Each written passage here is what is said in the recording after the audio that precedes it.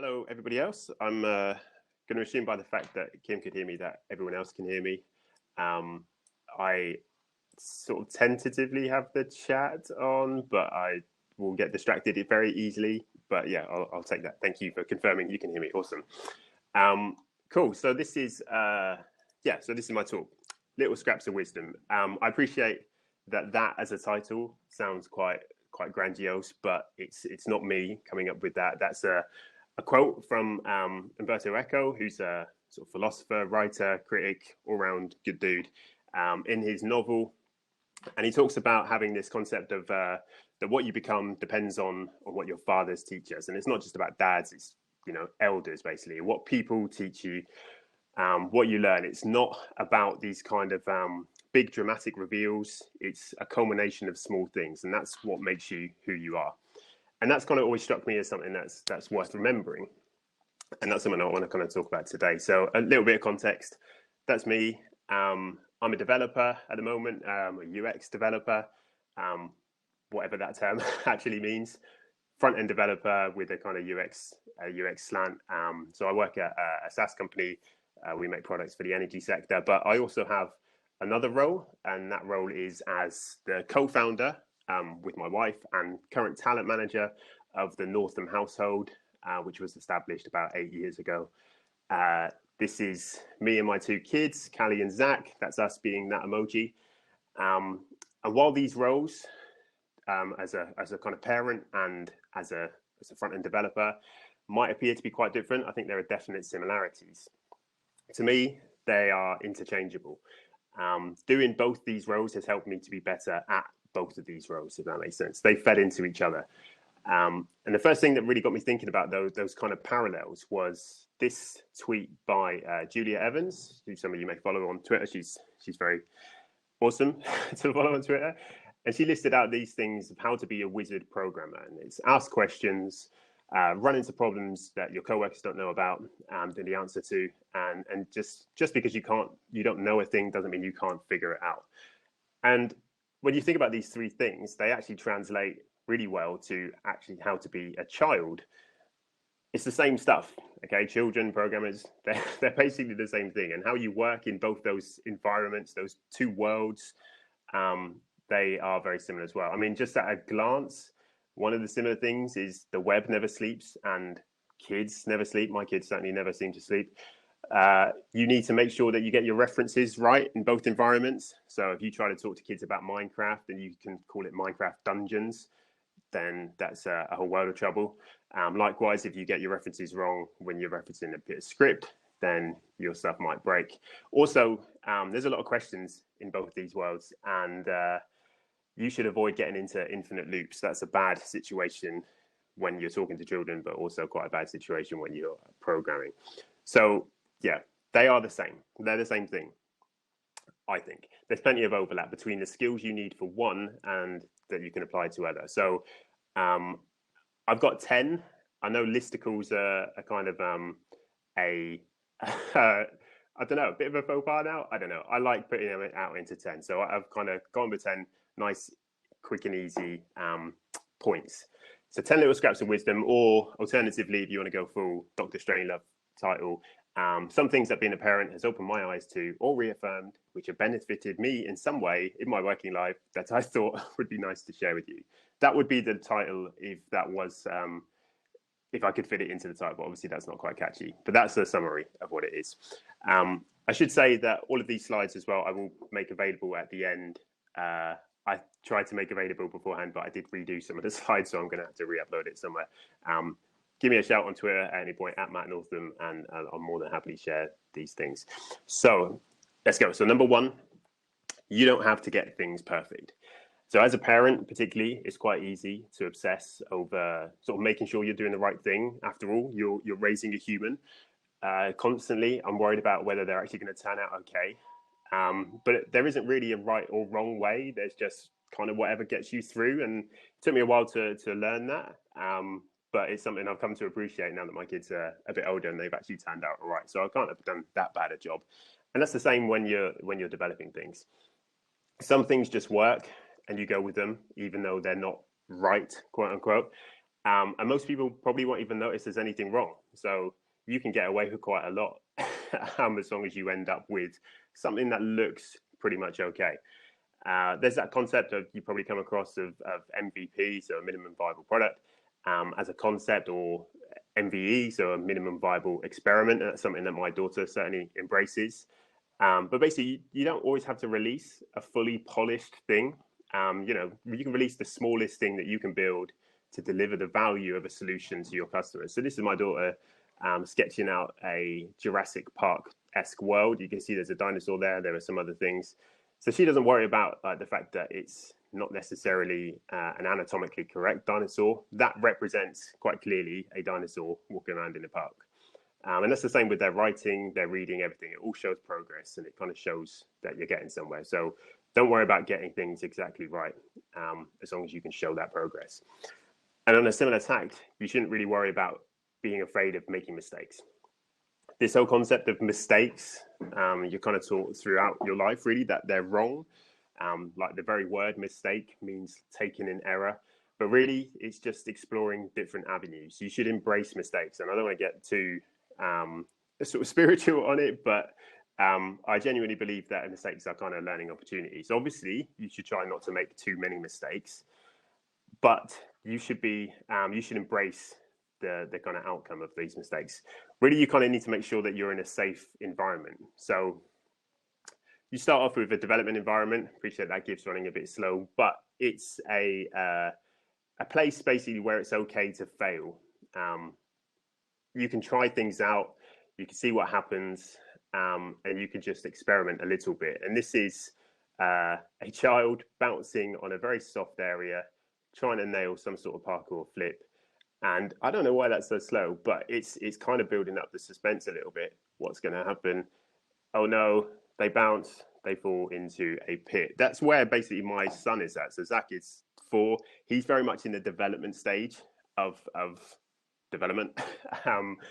He is trying things out and seeing what happens, but it's a safe place. It doesn't really matter if things go wrong.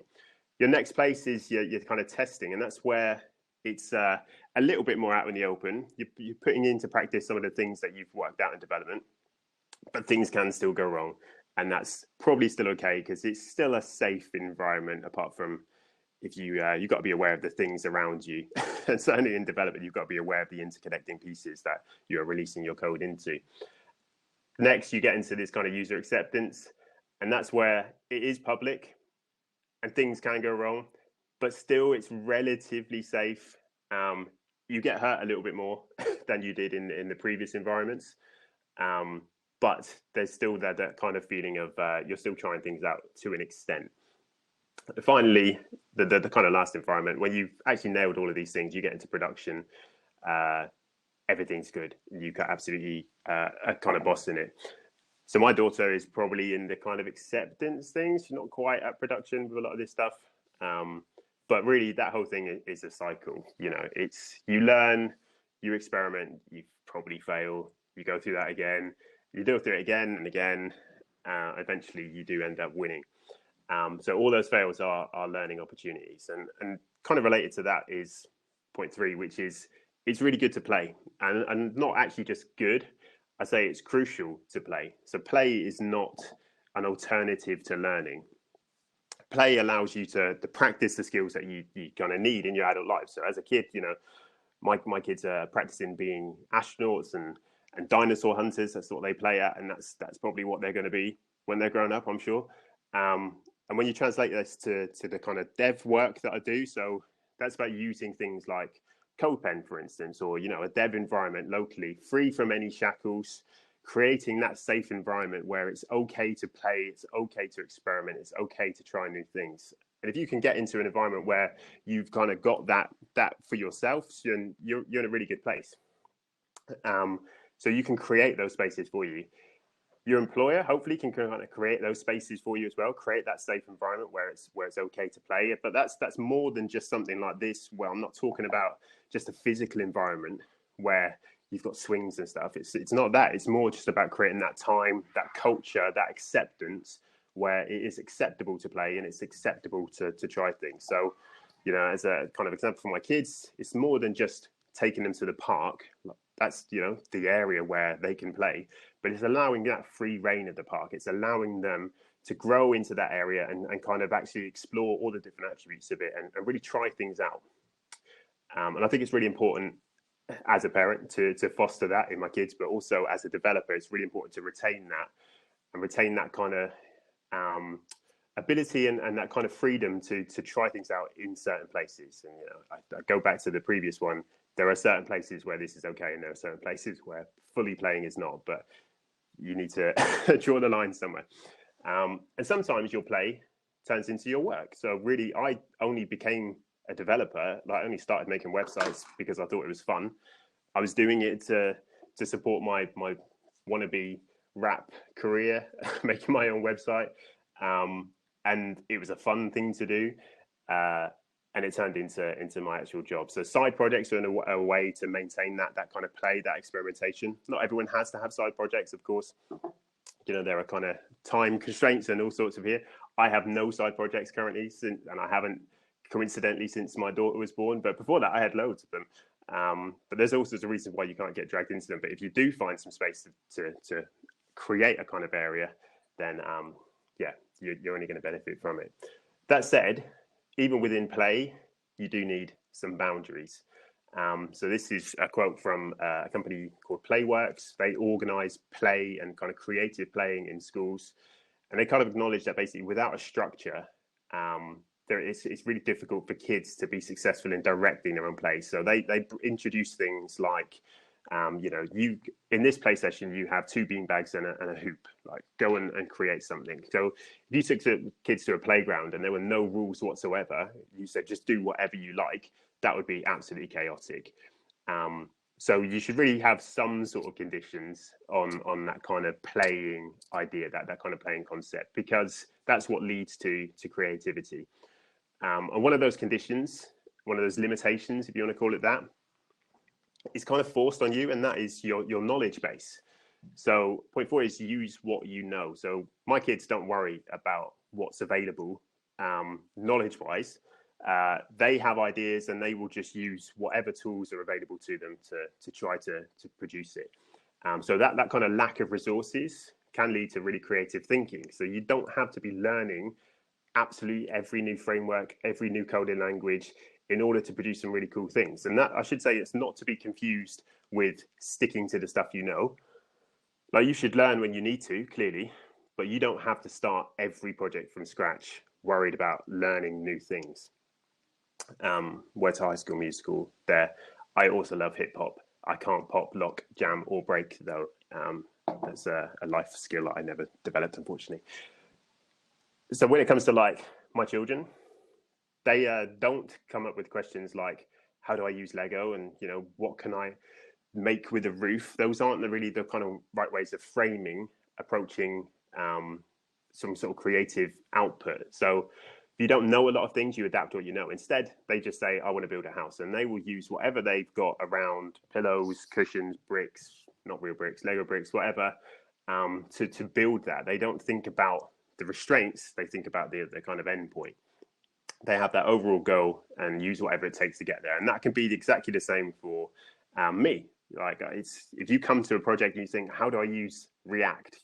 What can I make with an SVG? That's a really difficult way of framing something creative. Whereas if you think, I'm going to make something cool, interactive and stuff, and you just use the skills that you've got, could be absolutely anything, just vanilla HTML, bit of JavaScript, jQuery, whatever. There's no right or wrong answer to how you get to an outcome, as long as it's something Like, you can learn something new if you want to, but you don't have to. There's no pressure as long as you're still in that safe environment. I keep on coming back to that. So related to this, there's a quick nod to disruption. You may have come across the term kind of disruptive technologies, and things that are disruptive are really cool, like Uber disrupting stuff and all that sort of thing. But just a reminder of what disruptive innovations are. And this is the guy that came up with the term. And just to highlight a couple of things, they are straightforward, off the shelf, and often simpler than prior approaches. It's using what is already out there, what you know, but using it to a better effect. You do not need to reinvent the wheel every single time. You do not need to learn everything new in order to produce some quality stuff. That said, if you do come up with something new and you do learn something new, you should document it. Write things down. This is such an important thing when it comes to a developer, at least in my opinion. So it's been informed particularly by having kids. Like when they were young, we had a log, like almost a daily log of kind of things that they have done. So I used to write down dates and descriptions of stuff they've done. And they kind of helped me to remember good times, but also they helped inform kind of future decisions. So like I could record illnesses, key milestones about reading, etc., all that type of stuff. You've got from like an official point of view, there's a red book that you get from the NHS, which you log your kids' growth and weight and kind of inoculations, all of those types of things. And it's a really great document to have and to look back on. And I did fall out of habit a little bit, but now they're at school, they get the same thing. So we get a school log, and particularly when we were home learning, which was great, by the way, fun times. But particularly when we're doing that, we use their app and kind of log a lot of stuff in terms of their progress so that the teachers could see it, but also it helps us to see it. And I could see like my son in particular, like from the first sort of time we locked down in January, so he's in his first year at school, he could write, he could hold a pen a little bit, but and we kind of documented that. We had photos of those things. And then at the end of the lockdown, kind of, credit to my wife basically for being much better writer than I am. But he's got to the point where he can actually write full sentences. He can read a lot more, and seeing that progress is really great. So documenting things that you encounter something new is really helpful. At a basic level, I should say, like I do still take a photo every single day, and I have done of my son's life literally every day. I've done a video of my daughter's life every single day. And I love one of the highlights of their birthdays is going back and looking at the stuff they've done in the year. I'm not advocating you do something quite as extreme as that. I appreciate that's quite quite anal of me, but I don't know. I started it, so I intend to finish it at some point. When they get to 18, maybe they'll appreciate it. But it's the same thing when you're writing your code. Like when I was learning React, I wrote up so much, so many documents, so many comments everywhere, so many different little notes and things of the stuff I'd learned. And referring back to it, was the only way I could actually learn and actually progress and actually see that I progress, because it can be quite frustrating if you're learning a new concept to feel like, well, you're not actually making progress. But if you're documenting it as you go along, it really helps you put it in context of where you are in that journey. There is a quote, I think it's Sartre, hell is other people, but I'd extend it to hell is other people's code. So if it's not documented, it can be tricky, but this also applies to yourself. Hell can be your own code from 3 years ago. If you haven't documented it well, it can bring back horrible nightmares. Or if you have documented it well, it could be nice to see how far you've come. Either way, if it's not documented, if it's your own code, if it's other people's code in particular, it can be hard to get into. So that whole practice of recording things is really crucial, particularly if you do something successful and you commit it. You can get caught up in the moment and forget actually what you did. But if you write something down about it at that point, everybody's going to benefit from that. So on that note, I'm sorry, it can be your own code for 2 weeks ago. 100%, it could be your own code from yesterday, and I've definitely fallen into that that kind of thing where you come back and you think, what did I actually do there? I have no idea. Adding comments, that's the only way around it that I found. So the next one, celebrate your successes. I think it's really good to shout about the stuff you've done. Like milestones deserve celebration. For my kids, like their first steps, huge celebration about it. We had a cake and all sorts of things like, yay, you've walked and now you've fallen over again. But you walked. It's really good. It's really good for them and it's really good for us. And it's the same for you as a developer. Even just like this week, so it's first week back at school, it's been really hard for everyone. We had a big pizza party yesterday, watched the film. It's just acknowledging that things have happened, acknowledging that it's been a successful outcome, that positive affirmation, I think is really important. Like if you look at a tree, does it make a sound if it falls in the wood? I mean, clearly that doesn't make a sound. So I think that answers that philosophical question that stood for centuries. Obviously, clearly it's a gift. But that whole concept, if you produce something quality and you do some good output at work, but no one knows about it, is it worthwhile? And it's the same kind of idea, like possibly not. I mean, it's beneficial to you, and you know you may have done a good job, but practically, when it actually comes to working, if no one knows something has happened, has it really happened? I don't know. It can be quite jarring to talk about your own work. I appreciate that. So if celebrate your successes sounds a bit too much, at least communicate your efforts. I think you need to let people know what you've done. Like my kids will constantly come in, particularly like again during that kind of homeschooling thing. If they're trying to nail something and we're not necessarily around at the time, they kept on coming down talking about the progress they'd made on a particular task, and it's fantastic to see as somebody who wasn't even involved in this specific work, because I get to see and acknowledge their progress. Likewise within your teams, within the places you work, it can be really good to just let people know what you've done.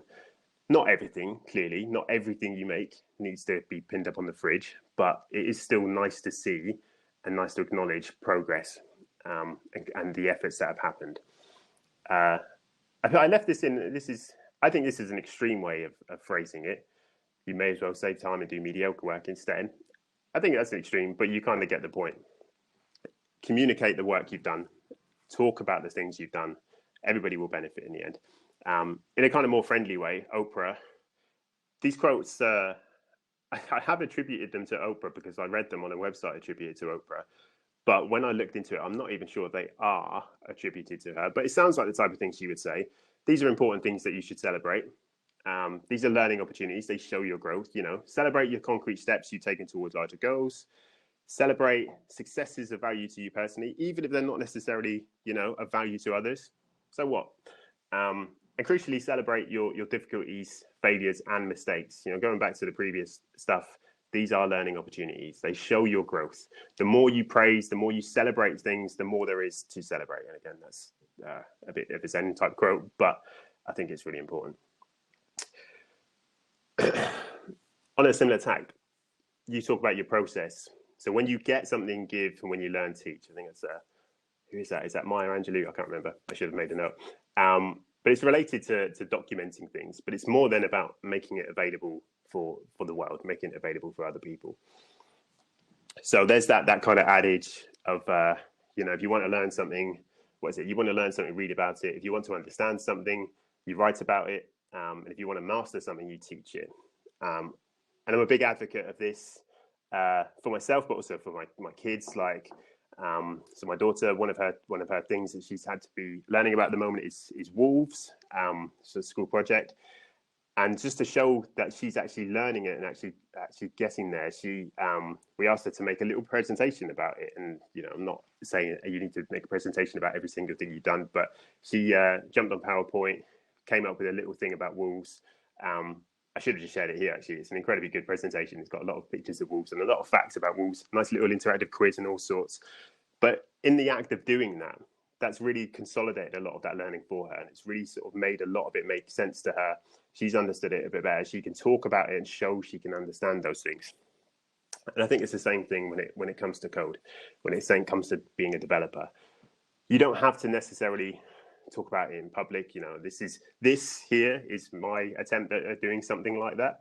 And there's other ways of doing it. There are various kind of places you can do it. Older Soldiers You Want to Code is not a real one, by the way. I just like the rhyme within it. But there are so many different places. It's just literally just a handful I just kind of picked up. But volunteering to do talks, volunteering at events to help other people. And it's not just code stuff. I think just volunteer in life, I think it's an important, like a really awesome thing you can do. Likewise, you don't even have to meet people in real life if that's not your thing. You can respond to things online, contribute to open source. There are so many ways to give back the things that you've learned. So I'm not great at this, I should admit. There's quite a lot of open source things I use, and I don't necessarily give back a lot. But I've definitely been trying to make an effort to do this in a consistent way. Because really, when you're publishing the things that you've learned and you're kind of putting out there, it actually helps you, and it kind of helps you to produce better documentation. It makes it easier for you to maintain your own code if you're knowing that you're actually sharing it out there. It helps you to kind of, I don't know, keep it cleaner, keep it more well structured. And you open yourself up to actually having suggestions about how things can be improved. So if you're talking about the stuff you're doing, if you're showing the things that you've learned, then you can get feedback on it, and it will ultimately end up helping you. So you don't even need to submit contributions, by the way. If you really feel uncomfortable about doing these things, just getting used to looking at open source things and reading other people's code and trying to identify areas where you could feedback and share the things you've learned, that can be really helpful to yourself to kind of, level up. One thing to remember, though, if you are doing this, if you are embracing this, is not to get too attached to your ideas. So as soon as you start giving things back and putting things out there, you should be prepared for feedback. Like sharing your knowledge and your perspective is good, and it's really important, but it is just your perspective, and you should allow yourself to be led by others, your team, other people whose opinions you respect, other people who are there to taking their time to feedback and kind of talk about your ideas. Sorry, what's it? So, I mean, I particularly find this as a parent, by the way. Like, I used to consider myself quite a patient person.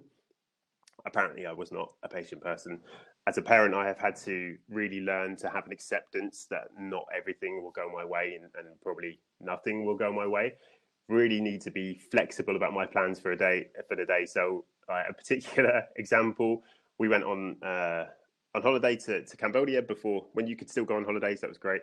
I had visions, and I've really wanted to go to Cambodia for years and years and years. Visions of going to all the temples, learning all sorts, really getting into the whole culture and stuff. And there were times I managed to convince my children that was a good idea. Like, we managed to get them up for a 6 o'clock sunrise at Angkor Wat. There was no sunrise. It was a really dark and grey day. It was actually a massive washout, but that was my kind of vision. I thought we'd spend the rest of the day doing that. After about an hour of doing that, they just wanted to go to the swimming pool, and that's fine. Like, I could have stuck to my my kind of, I don't know, my dreams of what that might be, and really forced out on them, but no one would have enjoyed that at all. Likewise, if you're sharing your own ideas and you're just really steadfast in them, that's not going to benefit you, and it's not going to benefit the team you're working with. It should be a dialogue. You should take on board other people's viewpoints. For me particularly, it's really important that I involve my children in those decisions. It wasn't my holiday to dictate that. It was our holiday as a family. And, I enjoyed spending time by the pool as well. It was quite a lot of fun, I can't deny. When you're doing that, when you're kind of listening to other people's viewpoints, you should really listen. Like, it's no surprise to sort of to realize that listen and silent are actually anagrams of each other. It's like mind-blowing, right? When you are listening, you should be silent. Actively listen to people. And I get this so much, and this is something I've really had to learn. Like, when my kids are talking to me about stuff and they're trying to tell me their kind of opinions and their views and things they've learned, if I'm just going, yeah, all right, yeah, and I'm just like not really paying attention, they feel so unvalued. I don't actually know what they said because I wasn't concentrating. They leave feeling disappointed.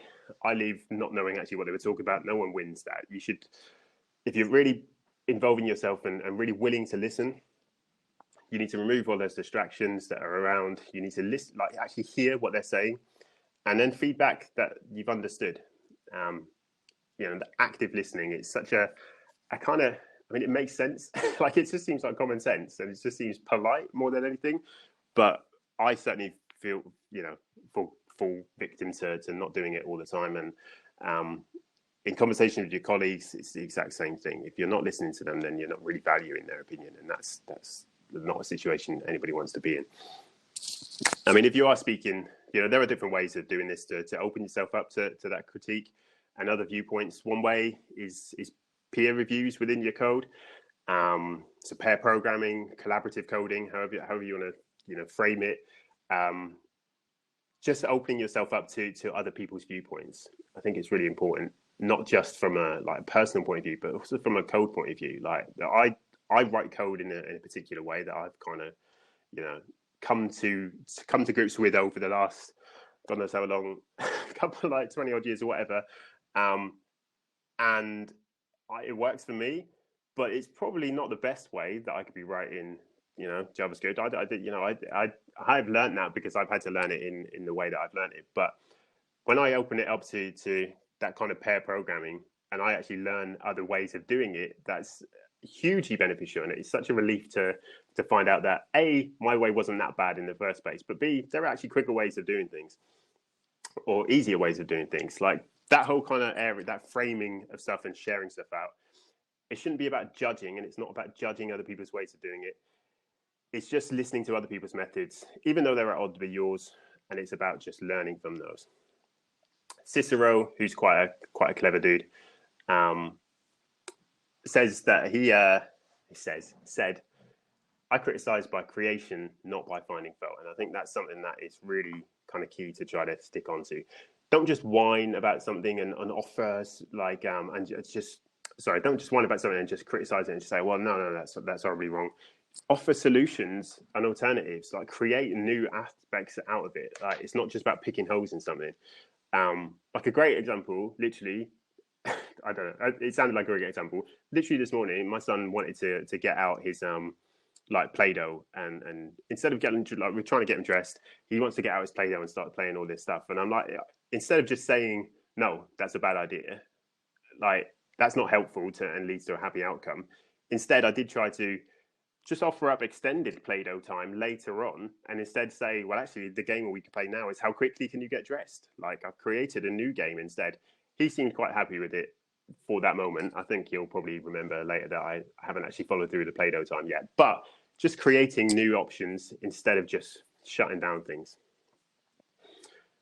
It's very much related to this concept of more yes ands and less no buts. So you should know when to say no, clearly, but don't just make it the default that you go to.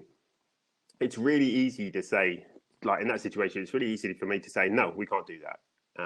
But then that kind of just shuts down that other person's perspective. So in my case, it shuts down my kid's perspective. It kind of dims that relationship that really I want to nurture.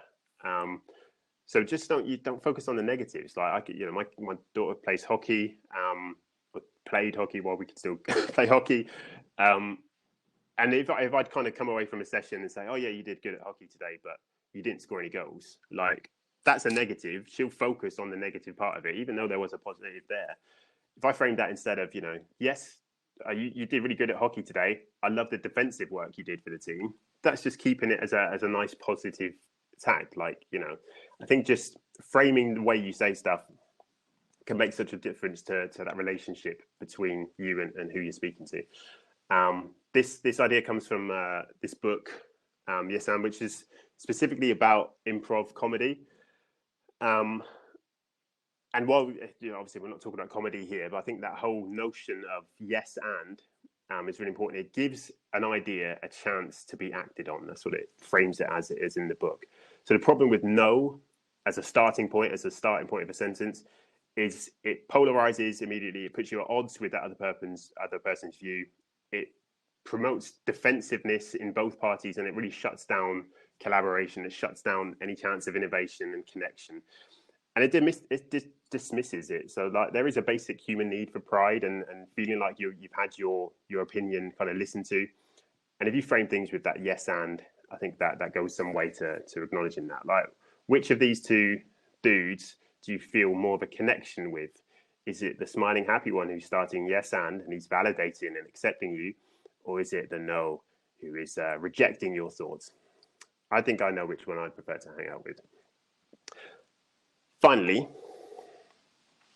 if you're stuck on something, struggling with something, take a look around, okay? If you're struggling with something that no one in your team can help with, you should go external and find other ways of doing it. Now, there is that saying about raising kids, which also applies to being a dev, and that's it takes a village of people to make a website. That's not the actual saying, obviously, but basically there are people that have done it all before you. So in my case, it's grandparents, there's other parents, like they are people I can learn from, use for help, while still forging my own path and whatnot. But they have done it before. They have gone through these processes, and there's no shame in asking these people for assistance. And it's the same with other people that may be in your companies for slightly longer.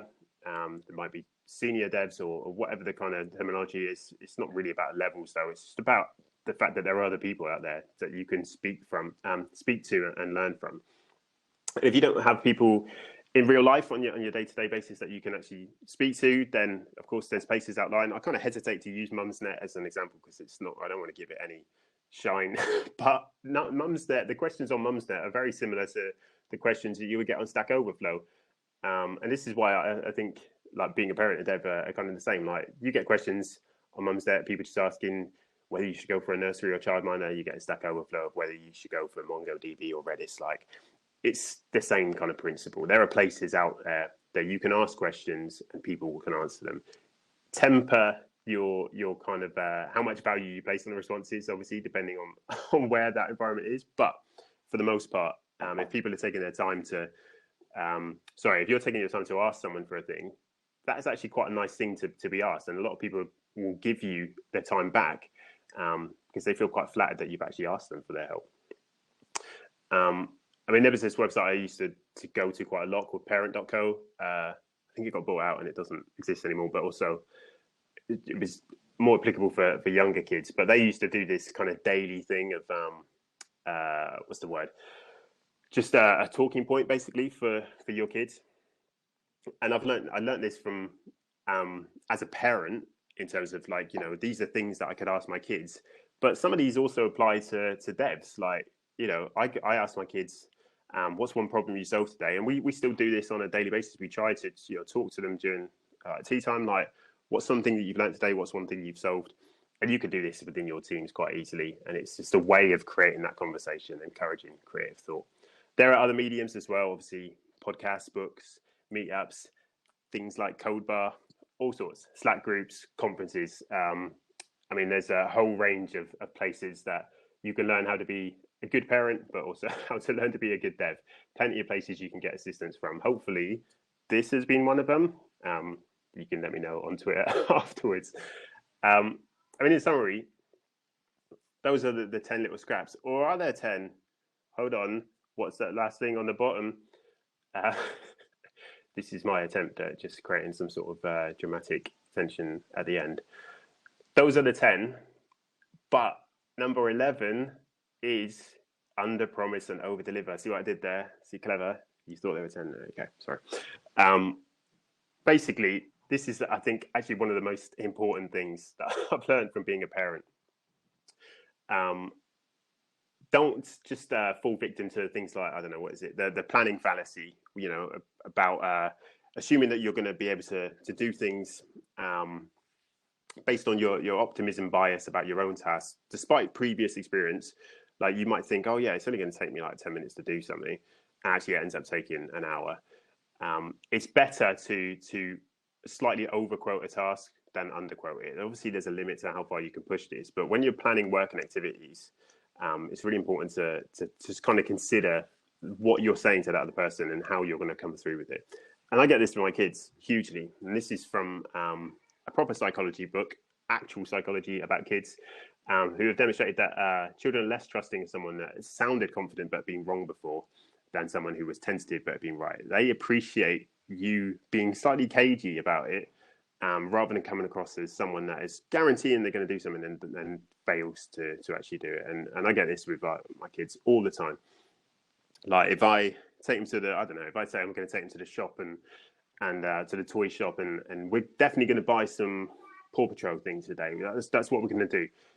And then the shop doesn't have any Paw Patrol things. They are hugely disappointed by that thing and they blame it on me basically. And despite the fact it's not within my control that Paw Patrol was there or not, that's a bad situation to be in. Like I have overpromised and horribly underdelivered. Whereas if I'd gone in and said, well, actually, we're going to go to the toy shop, we're going to see what's going to be there. Paw Patrol might be one of the things.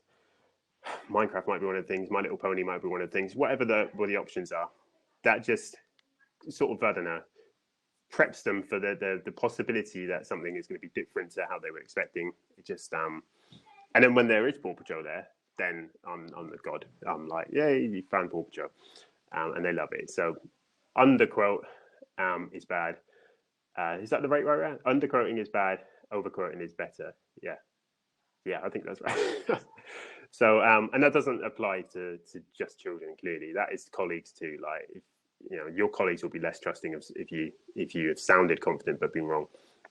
But if you're tentative and being right, that's psychologically a little bit better. So, really, finally, that was the 11.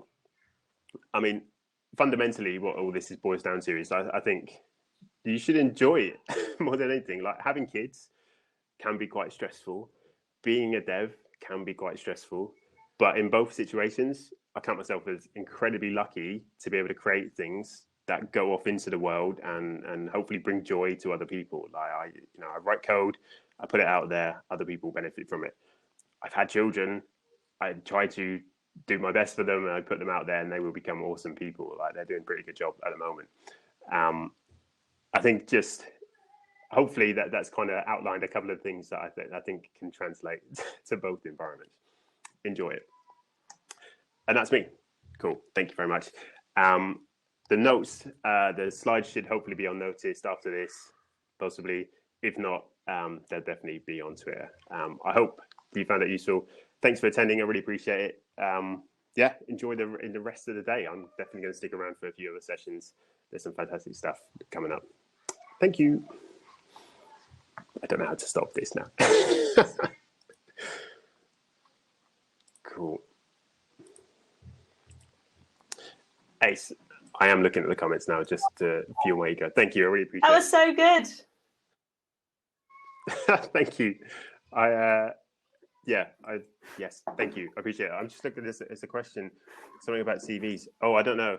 Oh, is there a session There is. about So I was CVs just jumping on actually to say that the next CV review hour is actually happening on Discord, not Hopin, because we need breakout rooms. We need to pair people off, and it's obviously not a session for everyone. So you can either take a break now for an hour, pop into the networking tab. But yeah, the CV hour is you can come get your CV or online portfolio or GitHub profile reviewed, and you will get feedback. So that is the next session that's happening on Discord.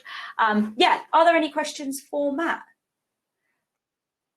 I mean, on that CV thing, I'm not going to speak for CVs, but I just know that having interviewed people and sort of seen people's CVs, and obviously had my own at some point, I would prefer that they were honest on them rather than just listing absolutely everything that they've used at one point or not. But on the flip side, like, I feel like a lot of those conversations could come out in the actual conversation you have with someone. Like, if you're just padding your CV just for the sake of it, I think that's probably not the best way to go about it. But you should definitely talk about the things that you've used and how they have led into, you know, increasing your knowledge and whatnot. I think yeah, I don't know, maybe they'll cover that one more in the CV section. We've had another question. When under promising, how do you deal when the person pushes you to promising more? Yeah.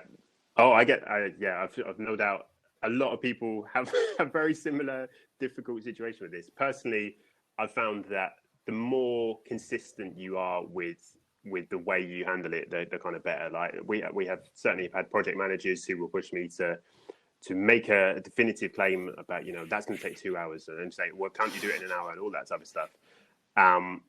It's a difficult one, but if you stand fast and you can justify basically why you are saying the things you're saying. Like, I will caveat a lot of things with, I'm saying it's going to take, I don't know, 4 hours, but that's because there are still some things that are unknown about it. That's because based on my experience of having done it before, I know it's likely to take towards 4 hours. And if it doesn't take 4 hours, we've saved that time and we can apply it elsewhere. I think if you frame these things in a way that leads to everybody kind of benefit from it, I think that's better. I think it's important to be strong with those types of things, though. Don't get caught into just over promising, because they're not the ones that will take the rap for it. You are. It will come back to bite you. I've also said before, I don't want to overpromise and then disappoint you. I think I've actually said that to someone before. Exactly, I don't want to get you excited and then disappoint 100%. You. I'd rather you be happier that I get it done in a quicker time. And I've said that multiple times, I think, before. Yeah. 100%. Well, exactly. Yeah. Why not be 100% honest, right? I think, if you've got that relationship with that person and you did it, then that's the ideal, because you're right. I think it's much better to be clear about those types of things. But cool. Well, thank you so much for that talk. There's been lots of comments. Someone said, "Can Matt be my dad?" I missed that one. I have my hands more than full with the two, but I can try. Cool. But thank you so much, everybody, for here. Thanks, Kim, for sorting out.